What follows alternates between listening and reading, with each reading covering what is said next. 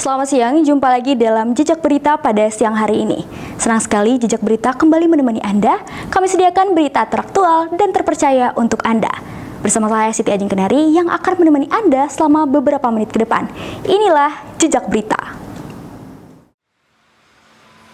Ratusan mahasiswa Universitas Indonesia kembali menggelar aksi simbolik untuk memperingati 8 tahun kematian Akseina, mahasiswa yang ditemukan tewas di Danau UI pada 26 Maret 2015 silam.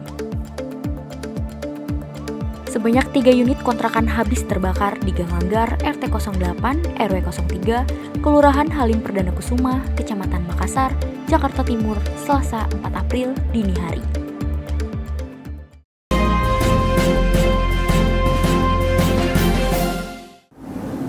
Masuk informasi yang pertama, mahasiswa Universitas Indonesia kembali menggelar aksi simbolik untuk memperingati 8 tahun kematian Akseina Ahad Dori. Aksi tersebut digelar di lokasi penemuan mayat Akseina, yaitu di Danau Kenanga UI. Penyebab atas kematian mahasiswa UI tersebut hingga saat ini belum juga terungkap. Mereka mendesak agar kasus kematian Akseina segera diusut tuntas.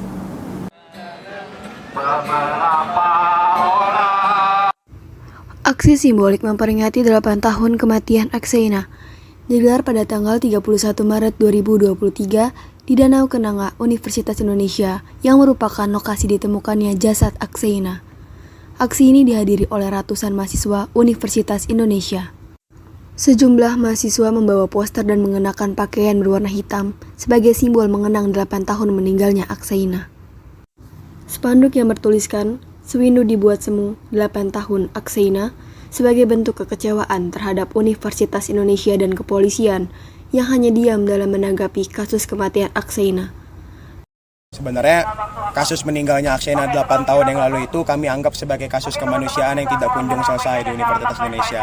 Dan sekarang jadi bola panas yang sangat liar lah antara pimpinan kampus UI dan juga kepolisian. Ketika kami coba kemudian untuk menanyakan ke UI selalu bilang bahwa sekarang harusnya teman-teman menuntut kepada kepolisian. Jika kita kemudian menanyakan kepada bapak-bapak kepolisian, mereka selalu mengatakan bahwa sekarang UI itu menutup pintu sehingga kita nggak bisa gerak banyak soal untuk kasus Akseina. Dan ketika kami kemudian mendatangi keluarga korban, rupanya keluarga korban itu, keluarganya almarhum Akseina, bersepakat bahwa mereka itu sekarang cuma butuh UI itu buka suara dan segera berkasnya yang ada di kepolisian itu segera diselesaikan. Peristiwa tewasnya Akseina, mahasiswa Universitas Indonesia jurusan biologi yang awalnya diduga bunuh diri, namun ternyata merupakan kasus pembunuhan yang hingga saat ini masih belum terungkap. Dari Depok, Jawa Barat, Vokasi TV melaporkan.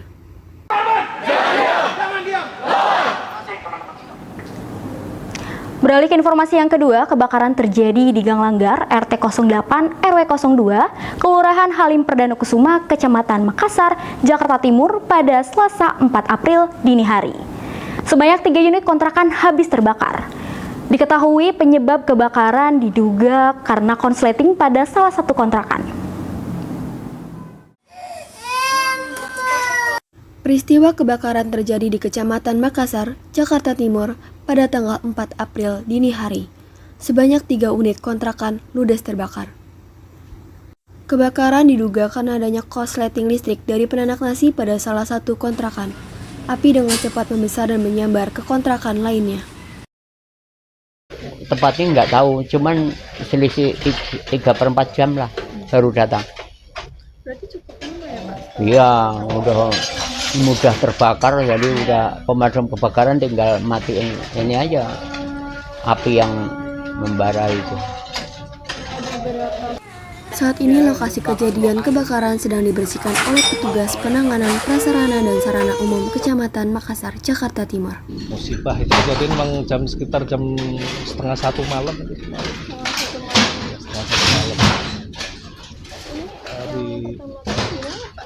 Apanya? Siapa yang tahu pertama kali kalau ada kebakaran? Ya, yang tinggal di sini kan rumahnya Bu. Ini segini kan masih satu keluarga nih. Ini satu keluarga semua. Satu masalahnya masih abang adik lah ini. Memang yang pas rumah pertama ini ada mungkin dari konsleting listrik kayaknya sih. Karena cepat banget ininya. Tidak ada korban jiwa pada peristiwa ini, namun kerugian yang dialami mencapai 500 juta rupiah. Dari Halim, Jakarta Timur, Vokasi TV melaporkan. Berita tersebut sebagai berita penutup pada Jejak Berita pada siang hari ini. Saya Siti Ajeng Kenari dan kru yang bertugas pamit undur diri. Terima kasih, selamat siang dan sampai jumpa.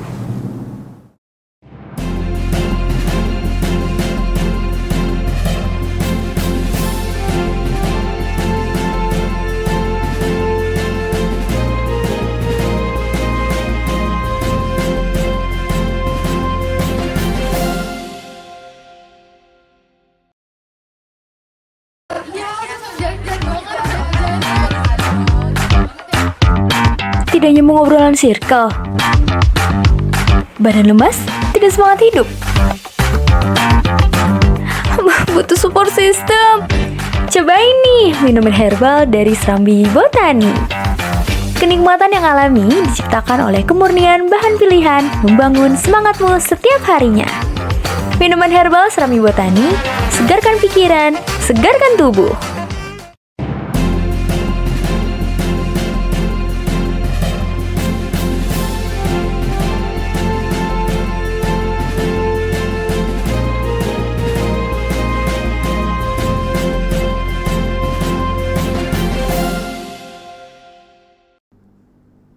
Selamat siang pemirsa, jumpa lagi dalam Jejak Berita. Senang sekali Jejak Berita kembali menemani Anda pada siang ini. Telah kami sediakan sejumlah berita terpercaya dan teraktual untuk Anda. Bersama saya, Aisyah Sarani Zulfahnur, yang akan menemani Anda dalam beberapa menit ke depan. Inilah Jejak Berita. Kebakaran menghanguskan Rumah Sakit Salak Bogor pada tanggal 7 April 2023. Terdengar beberapa kali ledakan pada saat kejadian. Beruntung, tidak ada korban jiwa pada peristiwa ini. Pemudik di Terminal Baranang Siang Bogor terus mengalami peningkatan setiap harinya. Diperkirakan, puncak arus mudik di Terminal Baranang Siang akan terjadi pada H-7 Lebaran. Masih di Kota Bogor, keseruan warga Kota Bogor saat berkunjung ke acara Balkot Ramadan Fest yang merupakan kegiatan festival Ramadan di Balai Kota Bogor.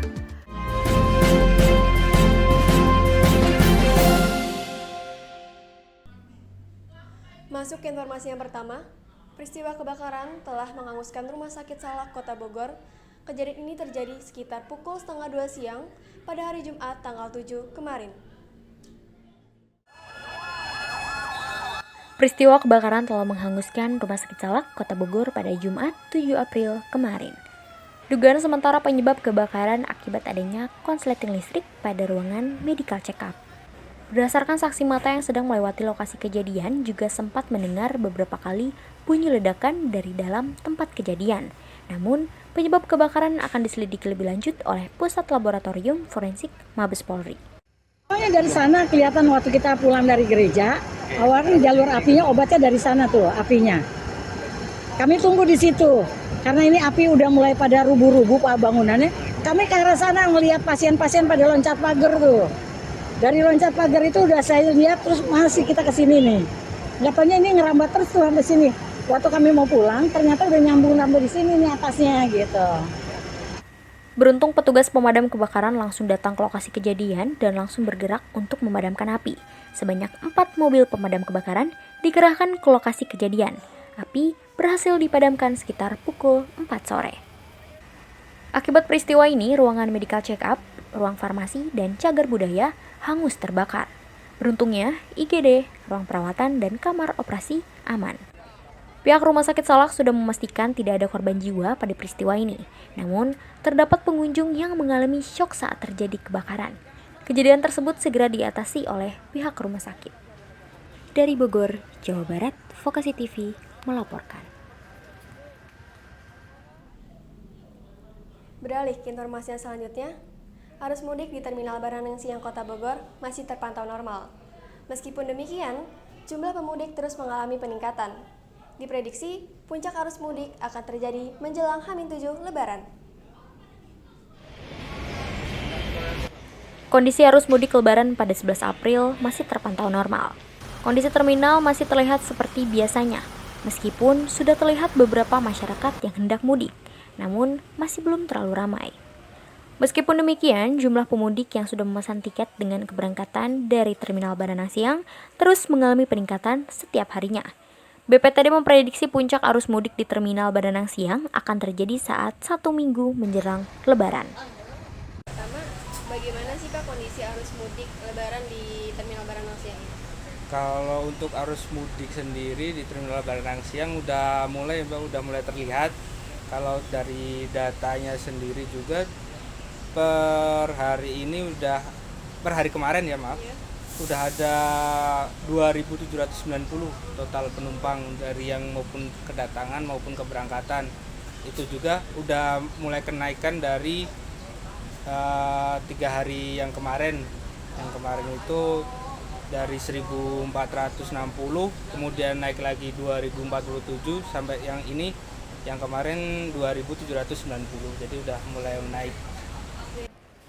Dalam meningkatkan keamanan, Dinas Perhubungan telah melakukan pengecekan bis dan menetapkan bis yang layak jalan. Selain itu, Dinas Perhubungan dan Polresta Bogor akan bekerja sama untuk membuat pos keamanan serta meningkatkan pelayanan bagi pemudik. Dalam mengantisipasi puncak arus mudik, Kemenhub menghimbau untuk selalu mengutamakan keselamatan dan keamanan selama perjalanan. Dari Bogor, Jawa Barat, Vokasi TV melaporkan. Acara Balkot Ramadan Fest yang diselenggarakan di Balai Kota Bogor sudah ramai dikunjungi oleh para pengunjung. Untuk mengetahui situasi terkini di Balai Kota, sudah ada rekan kita Sultan Fakartadia yang akan melaporkan situasi acara Balkot Ramadan Fest. Baik, selamat sore Sultan. Bagaimana situasi terkini di sana? Baik, terima kasih Aisyah. Selamat sore. Saat ini saya sedang berada di Balai Kota Bogor, Jalan Insinyur Haji Juanda, Paledang, Kecamatan Bogor Tengah, Kota Bogor. Pemerintah Kota Bogor mengadakan acara Balkot Ramadan Fest yang diselenggarakan mulai dari tanggal 10 hingga 14 April. Acara ini banyak menarik perhatian warga Kota Bogor. Balai Kota saat ini dipenuhi oleh warga yang ingin berbelanja ataupun hanya ingin berjalan-jalan santai menunggu waktu berbuka puasa. Di sekitar saya saat ini dipenuhi oleh para pedagang yang ingin berjualan atau menawarkan dagangannya, dan juga tidak hanya makanan saja tetapi juga produk yang tentunya merupakan produk lokal. Lalu di belakang saya terdapat pameran lukisan hingga busana Ramadan. Bagi warga yang ingin mendatangi atau berkunjung ke acara Balkot Ramadan Fest ini, disarankan agar datang lebih awal untuk menghindari kemacetan lalu lintas dan lebih memerhatikan lagi barang bawaan Anda. Demikian laporan langsung dari Balkot Ramadan Fest, Balai Kota Bogor. Saya Sultan Fakartadia melaporkan.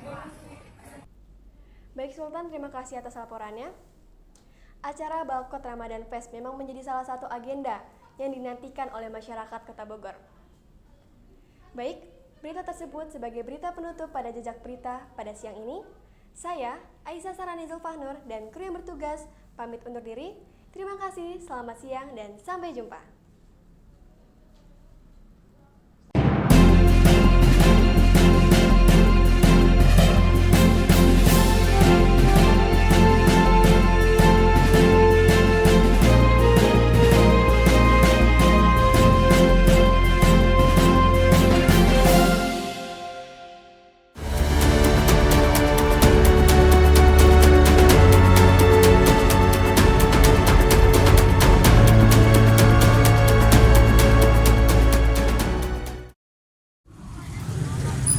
Mas, 5 ya Mas? 1 ya Mas? 2 ya Mas?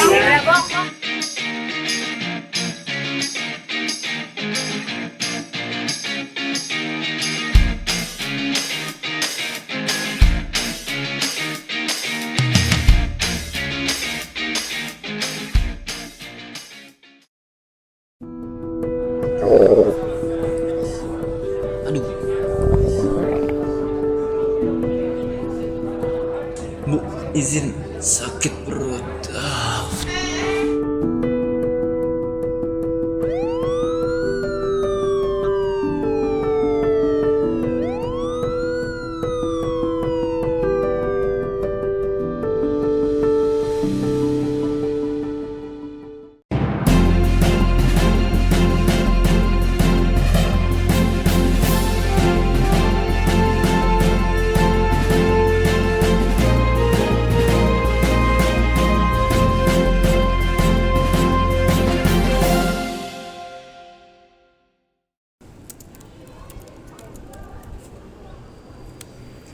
Selamat pagi pemirsa, jumpa lagi dalam Jejak Cerita pada pagi kali ini.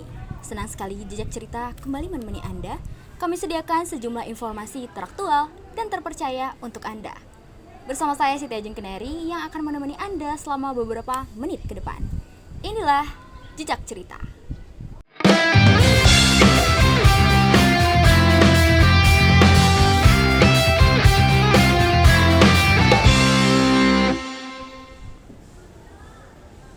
Liburan hemat di akhir pekan tentunya menjadikan hal yang sangat ditunggu-tunggu. Nah, kali ini kita akan mengajak Anda untuk berlibur namun tetap hemat. Daripada penasaran, yuk langsung aja kita simak berita berikut ini.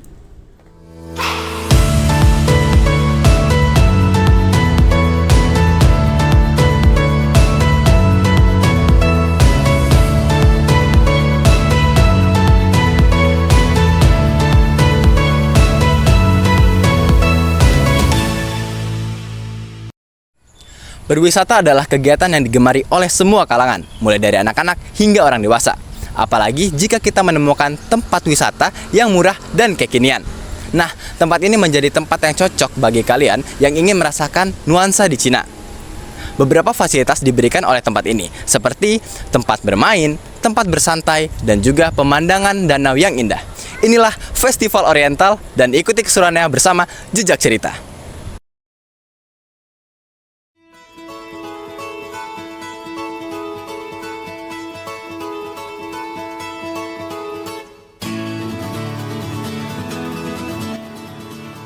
Festival Oriental merupakan tempat wisata yang menawarkan beragam fasilitas, mulai dari tempat berfoto, berbelanja, bermain, dan bersantai.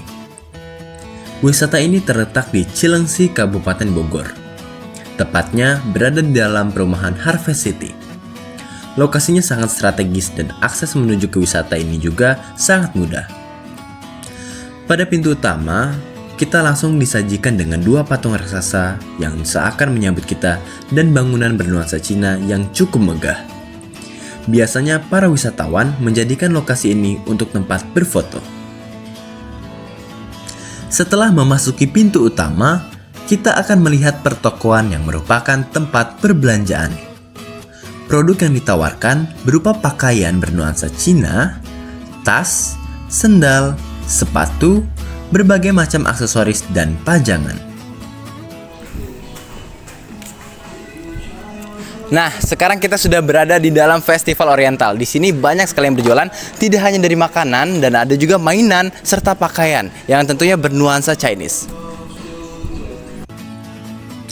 Lokasi ini akan sangat ramai dikunjungi ketika Hari Raya Imlek. Para wisatawan biasanya berburu untuk membeli pakaian ataupun aksesoris di sini. Serta pada Hari Raya Imlek di sini selalu ada penampilan barongsai loh. Setelah dari pusat perbelanjaan, sekarang kita berada di pintu keluar. Nah, setelah dari pintu keluar ini terdapat tempat tersembunyi loh. Yuk kita lihat. Setelah pintu keluar, terdapat fasilitas yang menjadi daya tarik bagi para wisatawan. Di bagian belakang Festival Oriental ini, terdapat taman bermain bagi anak-anak. Kita juga dapat menyewa skuter dengan harga mulai dari 20 ribuan saja. Kita bisa mengelilingi Festival Oriental menggunakan skuter. Wah, seru banget ya. Lalu apabila kita hanya ingin bersantai, kita bisa duduk di saung yang telah disediakan. Ataupun kita juga bisa piknik dengan membawa tikar sendiri sambil menikmati danau. Nah, danau inilah yang juga menjadi lokasi favorit bagi para wisatawan, khususnya remaja. Banyak wisatawan yang duduk di pinggiran danau untuk menikmati alam sambil bersuah foto. Nah, bagi kalian yang mau bermain di danau, bisa juga loh menyewa perahu bebek. Meskipun danau ini adalah danau buatan, namun tetap indah ya. Di tempat wisata Festival Oriental ini yang sangat menarik itu danau yang terletak di belakang. Terus selagian danau itu juga ada oleh-oleh yang pernak-pernik Cina itu semacam kayak baju Cina ataupun miniatur-miniatur Cina yang ada di kios-kios fashion Jam operasional dimulai dari jam 8 sampai jam 17.30. Tutupnya untuk areal taman ya, tapi untuk areal food itu sampai malam. Sampai jam 19.30 masih buka. Hari libur ya paling kalau untuk di Festival Oriental seperti biasa ya, arena wisata taman anak-anaknya ya ada permainan anak-anak, terus kuda tunggang, selain itu juga ada kadang pertunjukan lah gitu. Cuman nggak selalu ada gitu, itu pasti ada gitu. Beralih ke tempat selanjutnya, yaitu food court yang berada di samping Festival Oriental. Nah, ini merupakan tempat kulineran. Terdapat berbagai jenis makanan, mulai dari makanan ringan hingga berat. Karena lokasinya yang strategis, di kanan Festival Oriental ini terdapat wahana bermain go-kart. Lalu di sebelahnya pula, terdapat rumah makan Sunda yang cukup terkenal, yaitu Saung Apung. Nah, di samping kiri terdapat taman bermain air dan juga trampolin. Dan inilah yang membuat Festival Oriental ramai dikunjungi. Terjangkau, lengkap, dan seru. Dari Cilengsi, Kabupaten Bogor, Sultan Fakar Artadia melaporkan. Mungkin sampai saat ini kita hanya mengetahui bahwa lebah madu hanya bisa menghasilkan madu saja. Nah, pada faktanya ternyata lebah madu bisa menghasilkan produk lainnya juga loh. Apa saja ya? Yuk kalau gitu kita simak informasi lebih lanjut.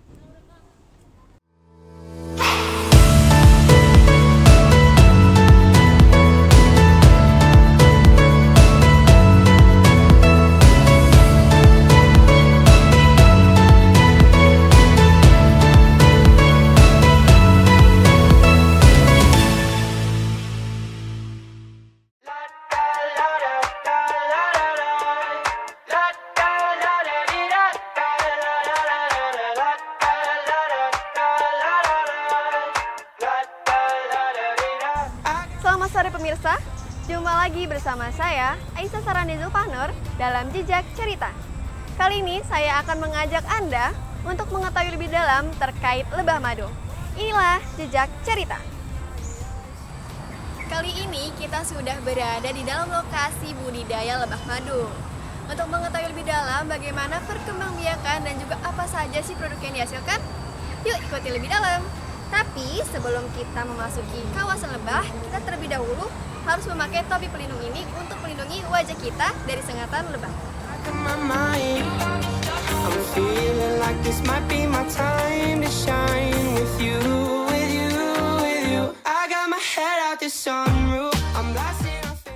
Lebah madu adalah hewan ternak yang menghasilkan banyak manfaat.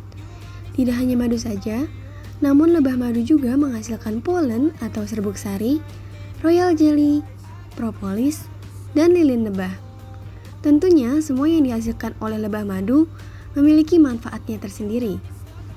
Selain itu, lebah madu juga dapat dimanfaatkan untuk terapi sangat lebah yang bermanfaat untuk kesehatan kita.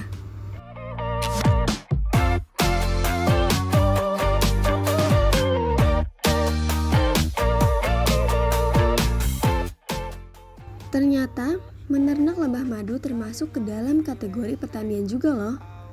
Jadi, pertanian tidak hanya sebatas tumbuhan saja, namun juga mencakup peternakan, perkebunan, dan perairan. Sehingga, produk yang dihasilkan oleh lebah madu termasuk ke dalam produk pertanian. Wah, luas sekali ya pertanian itu. Kalian tahu nggak sih, lebah madu memiliki berbagai macam spesies dengan karakteristik yang berbeda. Nah, di tempat ini, lebah madu yang dibudidayakan adalah lebah unggul atau dalam bahasa latinnya yaitu lebah mellifera. Lebah ini menjadi lebah yang paling favorit untuk dibudidayakan bahkan di seluruh dunia.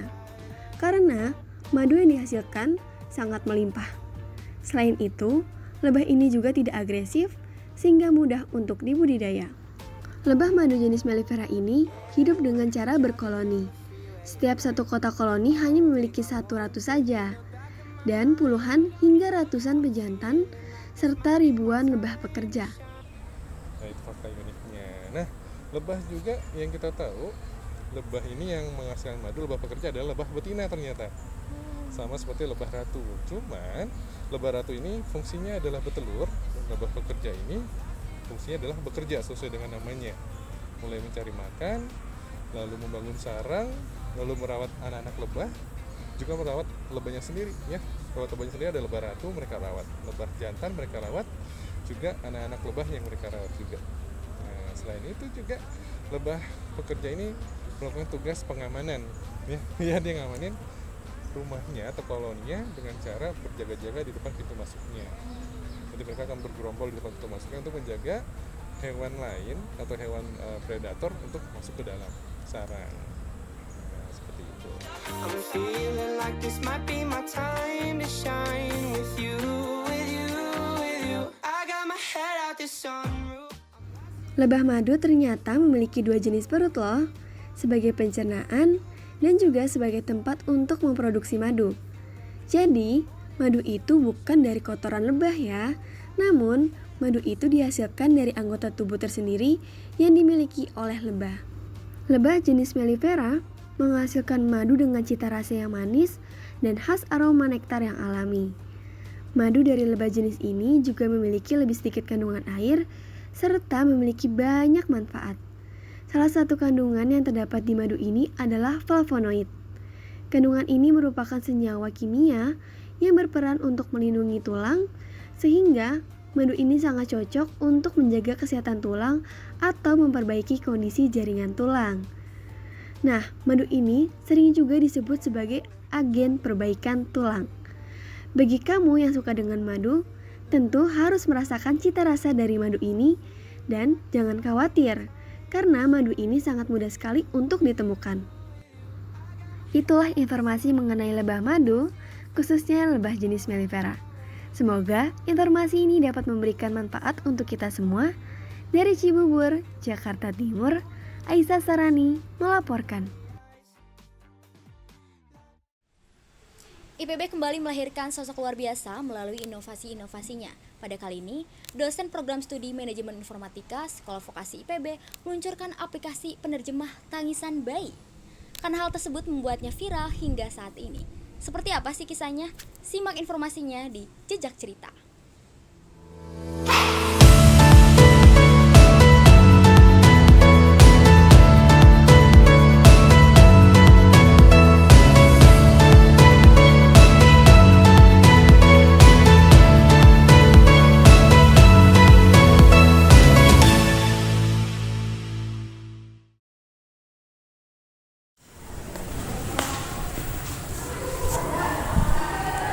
Halo Sobat Jejak Cerita, kembali lagi bersama Jejak Cerita. Bersama saya Tiara Zahsi yang akan mengajak Anda untuk mengenal tokoh inspiratif yang merupakan dosen Institut Pertanian Bogor yang telah meluncurkan aplikasi penerjemah tangisan bayi. Yuk ikuti kisahnya bersama Jejak Cerita.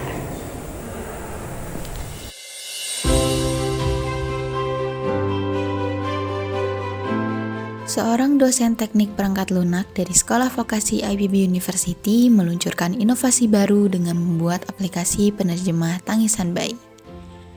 Medanita Dewi Renanti, lulusan S2 Komputer sekaligus seorang dosen, membuat aplikasi Madsas. Ia juga merupakan programmer, konselor, sistem analis, serta digital marketer. Beliau tergabung sebagai anggota Asosiasi Perguruan Tinggi Informatika dan Komputer, serta menjabat sebagai Sekretaris Program Studi Teknik Perangkat Lunak di Sekolah Vokasi IPB sejak 2013 hingga sekarang. Karena prestasi yang dimiliki, ia pernah menjadi narasumber di berbagai media elektronik maupun cetak, seperti Trans7, iNews, CNN, Berita 1, MNC, dan masih banyak media lainnya. Penerjemah tangis bayi ini untuk mendeteksi atau mengenali tangisan bayi untuk usia 0-3 bulan.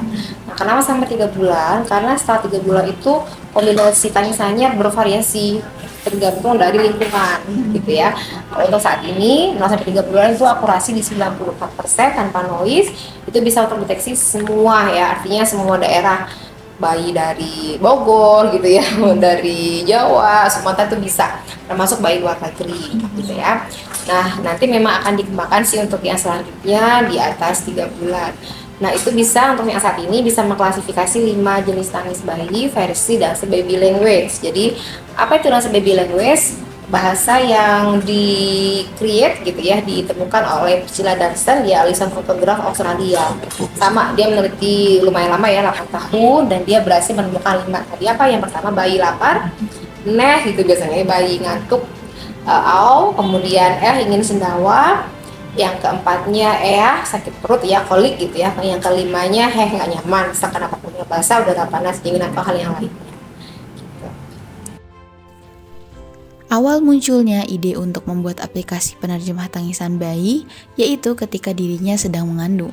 Kemudian setelah melahirkan, ia mencoba untuk mempelajari makna dari tangisan bayinya, karena dianggap menarik. Semasa menempuh pendidikan S2, secara bertahap dirinya membuat aplikasi penerjemah tangisan bayi yang diberi nama Madsaz.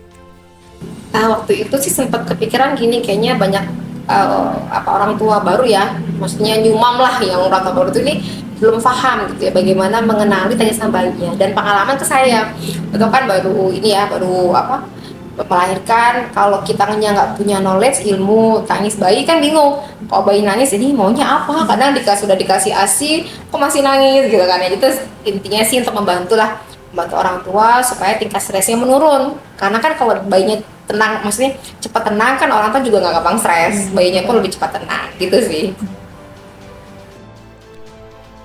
Pada tahun 2013, aplikasi ini berhasil dikembangkan versi desktop dan berhasil dirilis. Kemudian pada tahun 2015, ia mulai mengembangkan aplikasi Madsaz versi Android. Setelah melakukan penyempurnaan, Madsaz resmi diluncurkan di Play Store. Sangat tidak disangka setelah resmi diluncurkan, aplikasi Madsaz telah diunduh lebih dari 180.000 orang. Tidak hanya dari Indonesia, melainkan juga dari 109 negara di dunia. Rata-rata penggunanya adalah orang tua yang baru pertama kali memiliki anak. Harapannya sih bermanfaat ya bagi masyarakat, terutama nyumam atau mungkin pengasuh yang mengasuh bayinya, supaya punya pengetahuan, knowledge bahwa bayi itu ternyata menangis pasti dia berkomunikasi dengan manusia dewasa. Harapannya orang tuanya nggak gampang stres gitu ya, nggak gampang baper nih ya.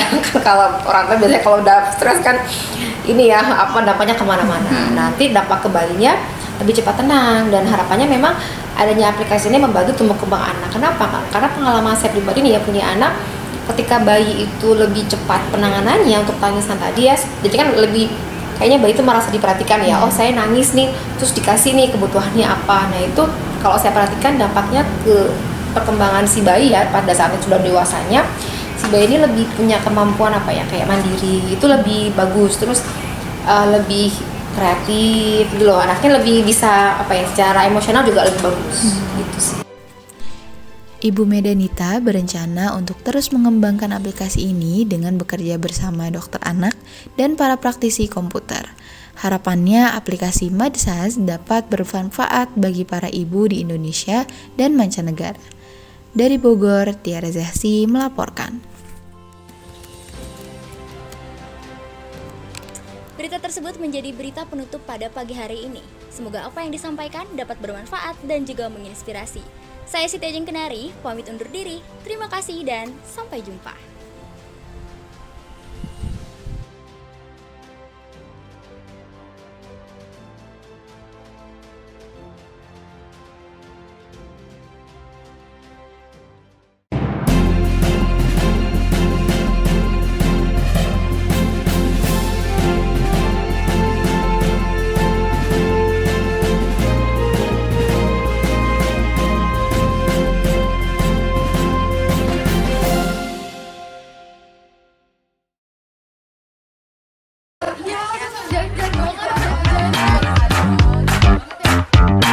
Tidak nyambung obrolan circle. Badan lemas, tidak semangat hidup. Butuh support system. Cobain nih minuman herbal dari Serambi Botani. Kenikmatan yang alami diciptakan oleh kemurnian bahan pilihan membangun semangatmu setiap harinya. Minuman herbal Serami Botani, segarkan pikiran, segarkan tubuh.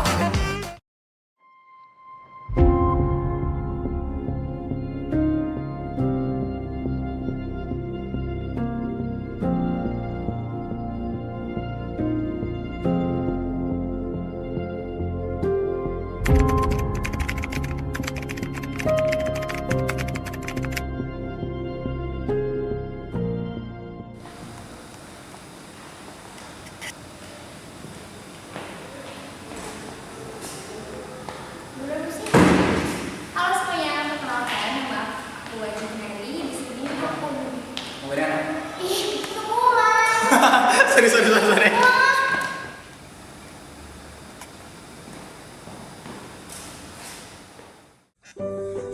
Halo semuanya, perkenalkan nama aku Siti Ajeng Kenari. Di sini saya sebagai editor, kameramen dan juga news anchor. Halo semuanya, perkenalkan nama saya Tiara Zahsi. Di sini saya sebagai editor dan kameramen. Halo semuanya, perkenalkan nama saya Aisyah Sarani Zulfahnur. Saya di sini berperan sebagai scriptwriter, news anchor dan reporter. Halo semuanya, perkenalkan saya Sultan Fakartadia. Di sini saya sebagai aktor, VO, reporter, dan kameramen. Jadi dalam satu semester kita ngerjain tugas TPME, banyak lika-liku yang terekam oleh kamera. Dan inilah kisah kami.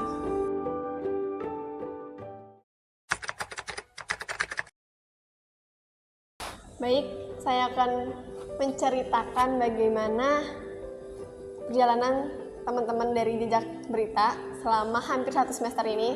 Jadi di awal itu kita dikasih penugasan TPM ini, kita dikasih tugas untuk meliput suatu berita atau straight news. Nah, sebenarnya untuk tugas liputan ini saya sendiri ngerasain excited dan deg-degan secara bersamaan karena di kelompok ini, kelompok Jejak Berita, kita hanya ada 4 orang dan alhamdulillahnya kita bisa menyelesaikan tugas ini dengan baik menurut saya.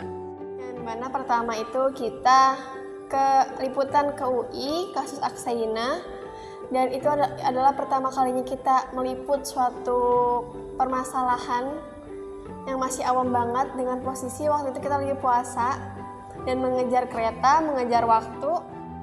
Kita juga harus izin kuliah, kebetulan kuliah waktu itu lagi praktikum TPME juga, alhamdulillah diizinin. Akhirnya kita langsung ke lokasi. Saat tiba di lokasi itu awalnya sama, kita juga bingung ini kita harus kemananya itu kita nggak tahu. Tapi sampai akhirnya kita ngelihat satu tempat yang dipenuhi oleh orang-orang berbaju hitam, dan kita meyakini itu adalah tempat di mana adanya aksi untuk menuntut keadilan Aksaina itu. Nah selanjutnya di situ kita meliput dengan keadaan yang ya udah apa aja kita rekam dulu deh, yang penting dapat footage-nya. Dan waktu membutuhkan narasumber untuk wawancara, kita juga bingung harus wawancara ke siapa, tapi ternyata hampir setelah mau akhir selesainya aksi Aksaina itu ada ketua BEM-nya, dan kita langsung nyamperin ketua BEM itu. Dan itu kondisinya saat kita berpuasa, jadi sangat terasa sekali capeknya untuk pengalaman pertama liputan. Selanjutnya di Aksaina itu kita meliput kebakaran. Entah kenapa, sepertinya banyak sekali kebakaran yang ada di sekitar kita. Jadi akhirnya kita meliput. Di situ ada kebakaran pertama, kita sempat di Lenteng Agung. Jadi setelah kita nyampe ke Lenteng Agung, aku tuh berinisiatif untuk ya udah kita pesan Grab, kita lihat. Kalau kita lihat jaraknya itu tuh bener-bener yang ya lumayan lah kalau jalan kaki gitu kan. Terus pas kita pesan Grab, akhirnya udah datang Grabnya, terus habis itu masuklah kita, terus kita jalan. Ternyata itu tuh kita naik Grab cuma putar balik doang. Harusnya tuh kita keluar, jadi gini, kita keluar tuh dari pintu barat. Terus kita pesan Grab, karena kita waktu lihat maps tuh ngeliatnya dari pintu barat terus ke lokasi kan. Ternyata kita bisa keluar dari pintu utara, tinggal nyebrang dan jalan sedikit. Itu kita dikelilingi, hanya mengelilingi saja. Nah, kita rugi sekitar berapa ya waktu itu? puluhan ribu atau belasan ribu ya, lupa. Pokoknya kita rugi. Harusnya kita tinggal nyebrang aja, tapi sayangnya kita pesan Gojek karena kita nggak tahu. Gokar ya, pesan Gokar. Karena kita nggak tahu tempat kebakaran di mana. Cukup menunggu lama sekitar 3 jam, tapi sayangnya korban kebakarannya tidak berkenan untuk diliput, dan itu menurut kami oke aja. Jadi kita juga nggak enak meliput ketika ya tidak diperkenankan. Dimana yang namanya kejadian kebakaran itu adalah korban yang emang baru banget terjadi semalam kejadiannya, dan itu membuat korban masih merasa trauma atas apa yang dialaminya. Tapi kita langsung gimana ya, kita berkunjung ke rumahnya dan langsung minta liputan. Itu salah satu hal yang kita nggak enak banget, dan emang ternyata dia juga nggak berkenan untuk liputan. Nah, selama perjalanan kita mau ke liputan kebakaran itu, kita nyasar terus kita naik Grab yang harusnya nggak usah naik Grab, bisa jalan kaki gitu kan. Kita harus jalan kaki lagi, ternyata harus muterin lagi. Pokoknya itu banyak waktu yang kebuang sia-sia.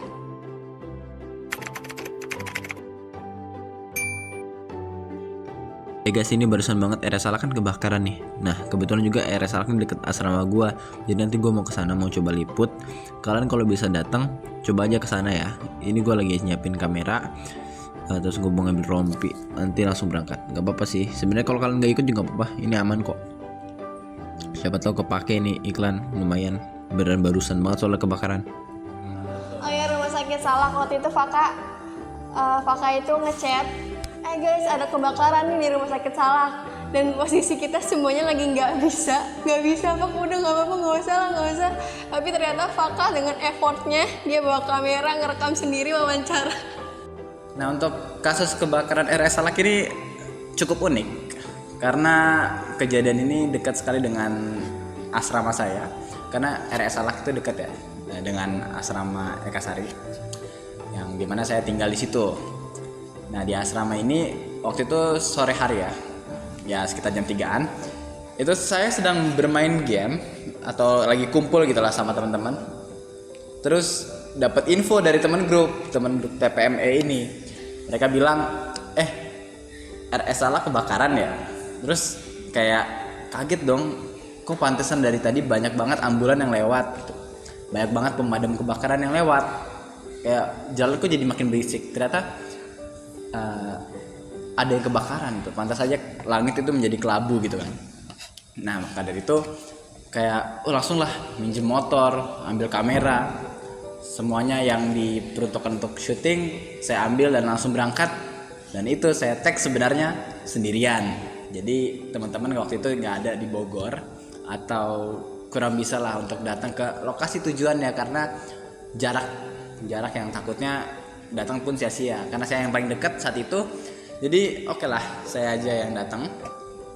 Di sana ternyata banyak ketemu teman-teman KMN yang lain yang meliput atau mengerjakan tugas fotografi. Di sana saya datang langsung ambil kamera untuk merekam. Ya langsung shoot apa aja yang udah ada di sana, shoot ambulan datang, shoot ya mungkin korban yang shock atau para pasien yang shock. Terus nyampe sana ternyata hawanya sangat panas sekali di RS Salak. Apalagi saya kebingungan sebenarnya untuk merekam audio sambil memegang kamera. Jadi saya meminta bantuan teman-teman yang lain. Ya, kita liputan ke Sokalang. Jadi liputan ke Sokalang ini adalah suatu destinasi yang sebenarnya kenapa kita ke sana ya? Jadi itu adalah destinasi yang aku rekomendasiin. Jadi gini, aku tuh pengen kita tuh meliput feature itu di tempat wisata yang memang sebelumnya orang-orang belum pernah tahu. Terus aku merekomendasikan Sokalang gitu. Tapi setelah aku merekomendasikan Sokalang, kita langsung gas lah ke si Sokalang ini. Itu tuh ada di Gunung Halimun Salak. Di Sokalang ini sebenarnya kita mau mengerjakan feature, tapi di feature ini kita jangan menggunakan Sokalang karena kita mendapatkan beberapa kendala. Ya ternyata Sokalang ini dia bukanlah wisata yang bisa dikunjungi oleh banyak orang, tapi ini adalah wisata terbatas yang fungsinya untuk pendidikan. Kita posisinya itu berangkat naik mobil sendiri, naik mobil pribadi, dan kebetulan saya nyupir, sedangkan sebenarnya saya masih amatir banget untuk nyetir mobil, apalagi ke daerah pegunungan yang ternyata itu harusnya nggak bisa dilewatin mobil, yang berakhir kita nyasar dulu, terus kita deg-degan, hujan deras, dan mobil saya jadi agak baret ya. Kena omel sedikit sama bapak, cuman nggak apa-apa, itu jadi perjalanan yang penuh cerita juga. Survei. Ini ada tour guide gak sih? Ini lu petugas ya di sini ya? Ayo maju. Kiri jauh kok.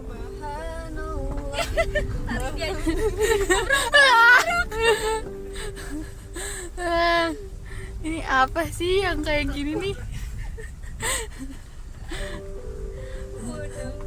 Taunya jauh ke dalamnya. Jauh.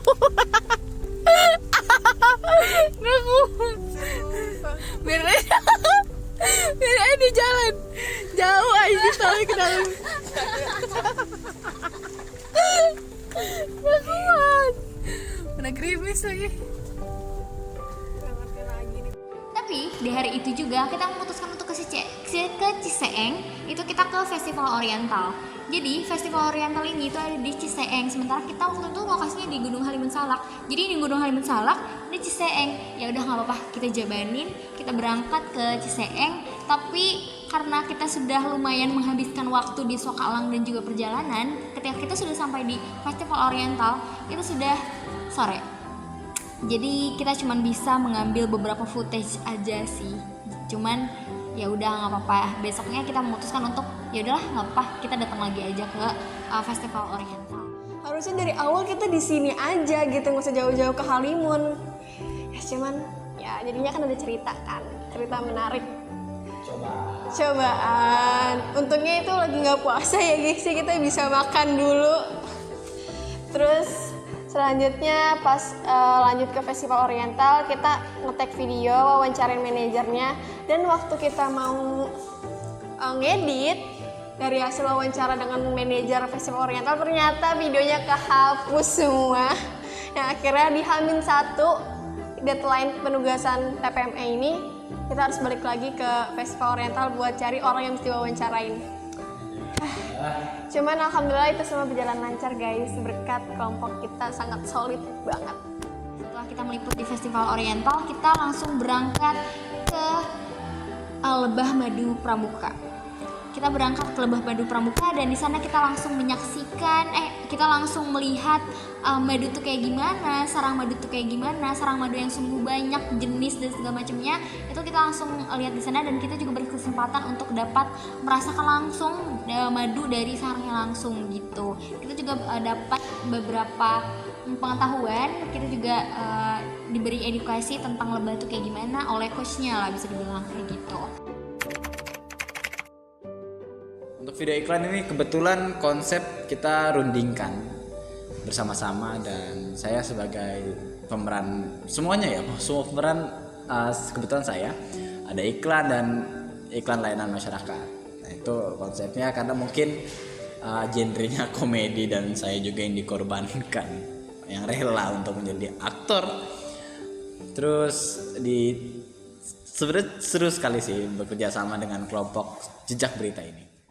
Nah itu bikin iklan jadi hal yang paling mudah dibandingkan kita liputan menurut aku, karena iklan mungkin menekankan kepada kreativitas kita, tapi kita nggak memerlukan tenaga, waktu dan uang yang banyak, karena kita cukup meluangkan ya sedikit waktu lah. Itu pun kita ngetek sebentar banget sih dan lebih banyak ngobrolnya, lebih lama buat ya santai-santainya dulu. Pas tag iklannya mah sebentar banget, dan itu keren banget sih. Good job banget buat Ajeng, Tiara, dan Kakak, keren banget pokoknya. Kita kelompok apa namanya? Kita dari kelompok yang biasa kita sebut kelompok sama.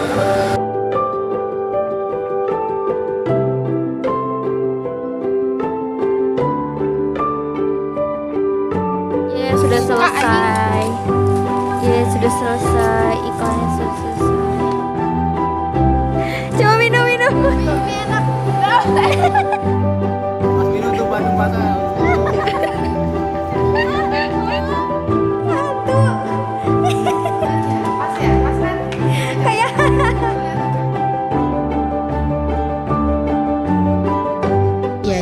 itu aku pernah main TOD sama teman-teman SMP, dan mereka nanya apa yang bikin kamu itu bangga sama diri kamu sendiri, dan aku jawab kalau aku bangga sama diri aku sendiri kalau misalnya aku bisa satu langkah lebih maju daripada orang-orang lain.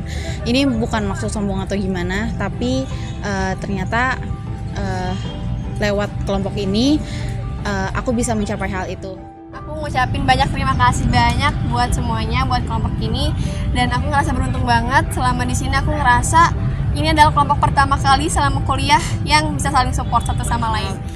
Bangga ya bisa jadi bagian dari kelompok Jejak Berita ini, karena memang Jejak Berita ini sangat luar biasa sekali dan sangat support system, bisa selalu siap lah dalam kondisi apapun, tugas seberat apapun dan banyak ya kendala apapun, kita selalu semangat. Aku senang ada di kelompok ini, dan aku juga senang untuk bisa berkesempatan untuk bisa ngerjain tugas-tugas yang telah diberikan.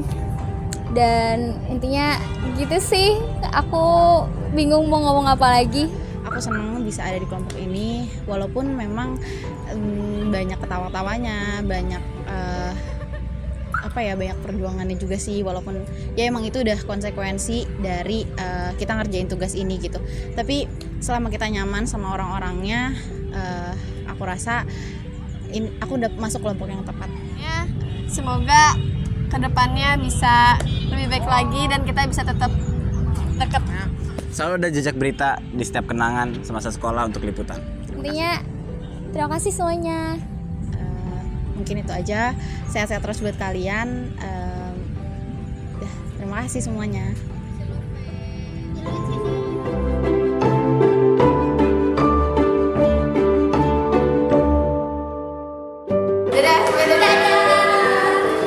Stitch video ini kalau lu sekeliputan. Udah.